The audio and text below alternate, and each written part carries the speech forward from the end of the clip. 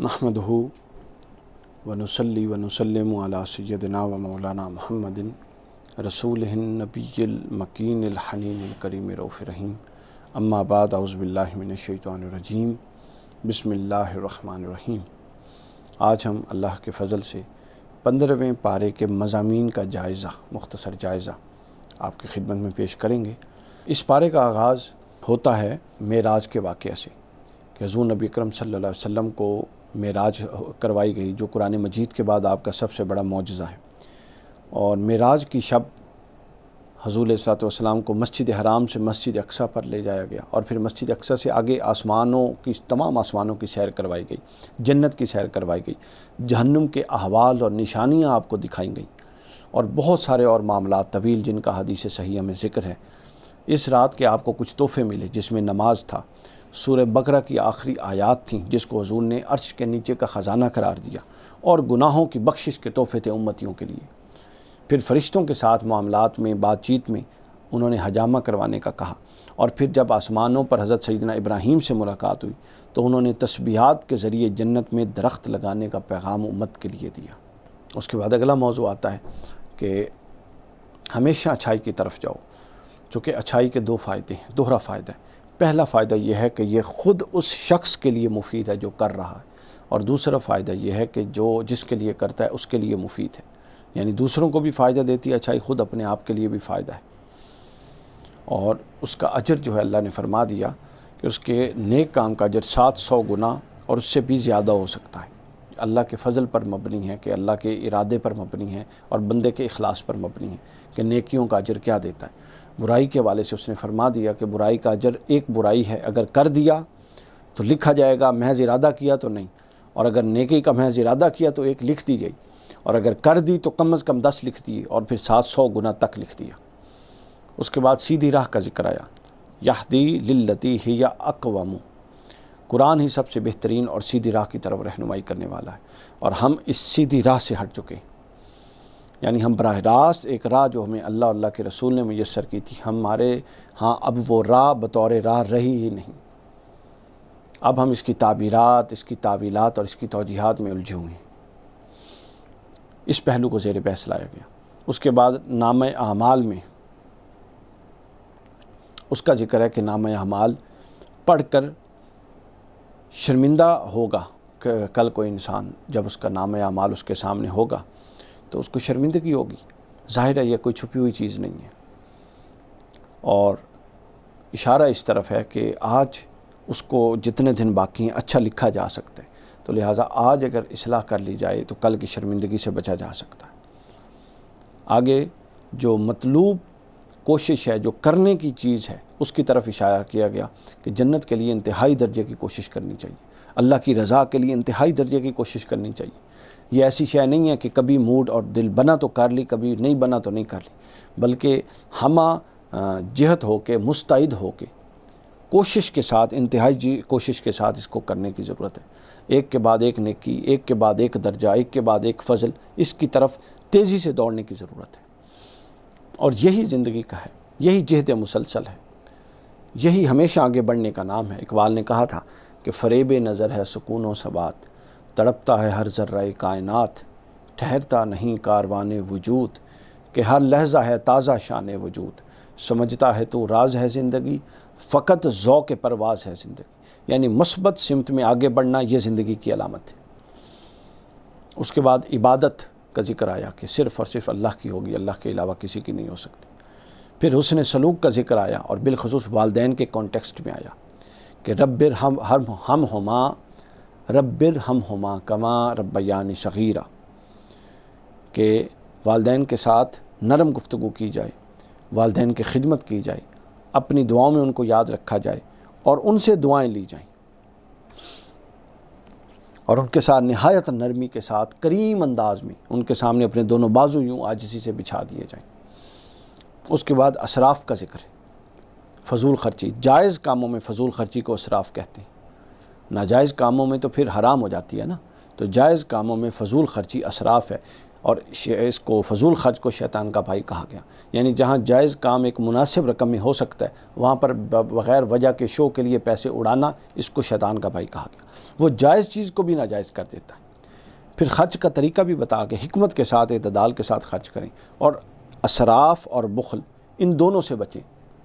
اسراف یہ ہے کہ جہاں پہ 10 روپے میں کام ہوتا ہو 20 نہ لگائے جائیں، اور بخل یہ ہے کہ جہاں 10 میں کام ہوتا ہو وہاں کوشش کی جائے 2 میں ہو جائے، یہ نہیں ہو سکتا۔ پھر اس کے بعد زنا کو زیر بحث لایا گیا کہ قریب بھی نہیں پھٹکنا چاہیے بے حیائی کے رستے کے، اور ہر وہ شے جو اس کا دروازہ کھولے اس سے بھی روکیں۔ آنکھ سے اس کا دروازہ کھلتا ہے، کانوں سے اس کا دروازہ کھلتا ہے، دل سے اس کا دروازہ کھلتا ہے۔ لہٰذا اگر آپ دروازہ کھول دیں گے اور آپ بیٹھے ہیں کہ نہیں چلیں آنکھوں کا دروازہ کھولتا ہوں، اس کو میں اپنے آپ کو بچا لوں گا، کان کا دروازہ کھولتا ہوں اپنے آپ کو بچا لوں گا، ایسا نہیں۔ اللہ فرماتا ہے کہ جب یہ دروازے کھل گئے تو بالآخر تم اس میں پڑ جاؤ گے۔ لہٰذا اس سے بچنے کا طریقہ یہ ہے کہ یہ دروازے ہی خود پہ بند رکھو۔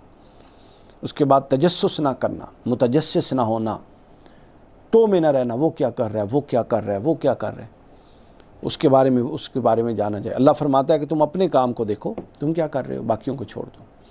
یہ وقت کا بھی ضیاع ہے اور اعمال کا بھی ضیاع ہے۔ پھر بعث بعد الموت پر یقین رکھنے کا موضوع آیا، یعنی جب تم یہ پوری چیزیں آپس میں جڑی ہوئی ہیں، یہ موضوعات، کہ اگر تم اس بات پر یقین رکھتی ہو کہ ایک دن آئے گا اور تم اپنے تمام اعمال کے اللہ کی بارگاہ میں جواب دو گے، تو پھر کون ہے جو دوسرے کی ٹو میں رہے گا، کون ہے جو فضول خرچ کرے گا، کون ہے جو زنا کے قریب جائے گا۔ جو بنیادی طور پہ جو کمیاں وہ یہ ہے کہ ہمارا یہ جو تصور ہے بعث بعد الموت کا، جو قیامت کے دن اللہ کے حضور پیشی کا، یہ کمزور ہو گیا ہے۔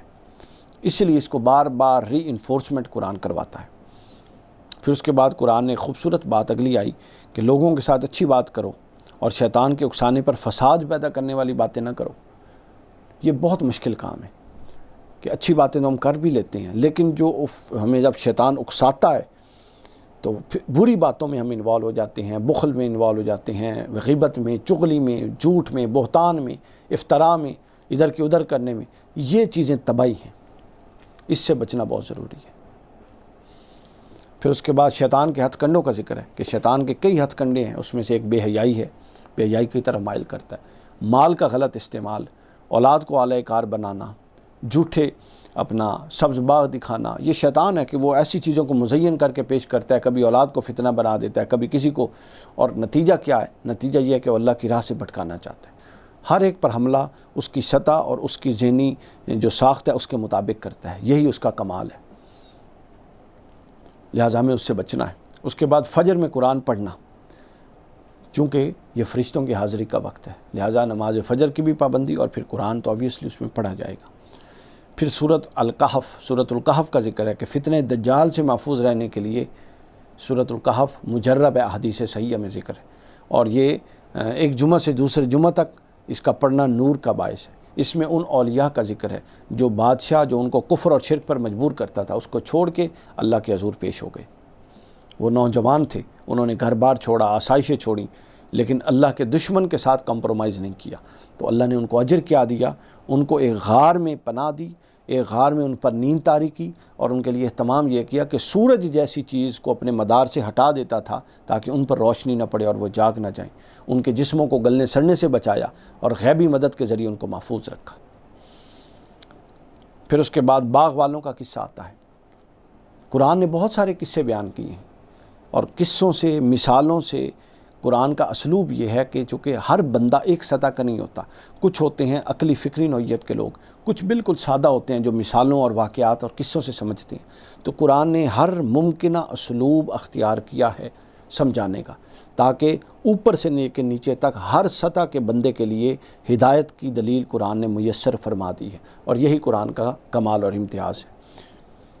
باغ والے کا قصہ آیا کہ ایک شخص کو اللہ نے 2 باغ عطا کیے، اللہ کا شکر گزار ہونے کی بجائے تکبر کر کے آخرت کا انکار کر دیا، تو ایک آفت نے سب کچھ تباہ کر دیا، اور نعمت پا کر ماشاء اللہ لا قوت الا باللہ پڑھ کر اللہ کی حفاظت میں آ جاؤ، یعنی ایک دعا بتا دی کہ، اور ناشکری سے منع کر دیا کہ اگر کوئی ناشکری کرے گا تو اس کے پاس جو کچھ ہے وہ تباہ ہو جائے گا، اور اگر کوئی شکر گزاری کرے گا تو جو ہے اس میں اللہ وسعت دیتا جائے گا، برکت دیتا جائے گا اور بڑھاتا جائے گا۔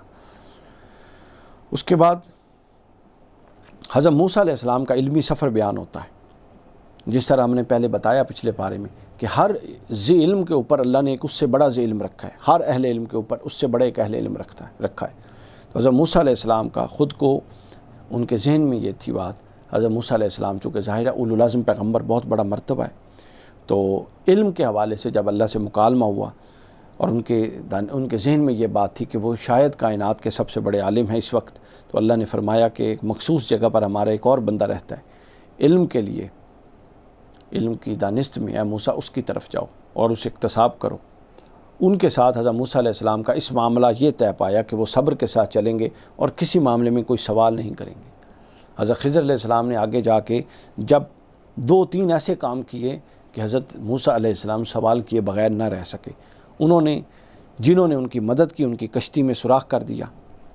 ایک علاقے میں گئے، ایک علاقے میں گئے تو وہاں ایک لڑکے کو قتل کر دیا۔ تو اس نوعیت کے جب کام ہوئے جو بالکل عقل سے، اس کی عقل میں نہیں آنے والے تھے، اس کی توجیہ بالکل ظاہر سمجھ میں آنے والی نہیں تھی، تو حضرت موسیٰ علیہ السلام نے حضرت خضر علیہ السلام سے پوچھا کہ بتائیے۔ تو حضرت موسیٰ علیہ السلام، حضرت خضر نے فرمایا کہ میں نے آپ سے نہیں کہا تھا کہ آپ میرے ساتھ صبر نہیں کر سکیں گے، لہٰذا میں ان کی وجوہات بتا دیتا ہوں اور یہاں سے ہمارے رستے الگ ہو جائیں گے۔ یعنی جو حضرت موسیٰ کے آپ کے ذہن میں یہ بات تھی کہ آپ سب سے بڑے عالم ہیں، اللہ نے بتا دیا کہ ہر اہل علم کے اوپر ایک اہل علم کھڑا ہے، اور حضرت موسیٰ کو رہنمائی کی حضرت خضر علیہ السلام کی طرف جائیں اور وہاں سے اکتساب علم کریں۔ تو حضرت موسیٰ علیہ السلام حضرت یوشع بن نون کو لے کر پھر حضرت خضر علیہ السلام کے پاس گئے۔ اس واقعے پر یہ پارہ ختم ہوا۔ اللہ رب العزت ہمیں قرآن مجید کے ساتھ جڑنے اور اس پر عمل کرنے کی توفیق عطا فرمائے۔